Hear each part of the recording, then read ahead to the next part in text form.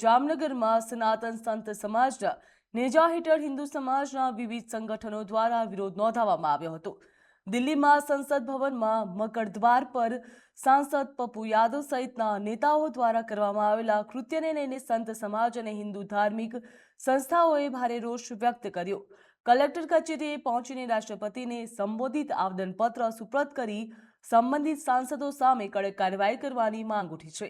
સનાતન સંત સમાજના નેજા હેઠળ જામનગરમાં શ્રી કૃષ્ણ પ્રણામી ધર્માચાર્ય અનંત શ્રી વિભૂષિત જગતગુરુ આચાર્ય કૃષ્ણજી મહારાજ સ્વામિનારાયણ મંદિરના કોઠારી સ્વામી ચતુર્ભુજ સ્વામી રાધેકૃષ્ણવાળા હરિબાપુ તેમજ આણદા બાવા સેવા સંસ્થાના મહંતના પ્રતિનિધિઓ સહિત હિન્દુ સમાજના વિવિધ સંગઠનોના અગ્રણીઓ એકત્રિત થયા હતા। કડક કાર્યવાહી કરવાની માંગ કરી હતી, જ્યારે આસ્થાનું રક્ષણ કરવાની અપીલ પણ કરી હતી।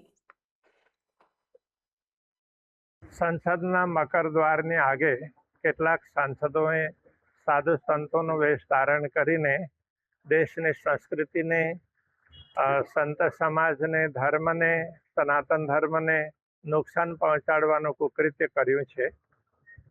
તેને વિરોધ કરતા અને એની સાથે આવા લોકો ભારત દેશના જનપ્રતિનિધિ ન હોઈ શકે, એવા લોકોને સંસદમાં કોઈ સ્થાન નહીં મળવું જોઈએ અને એવા લોકોની સંસદ સદસ્યતા નિરસ્ત કરવી જોઈએ। એ માંગણી સાથે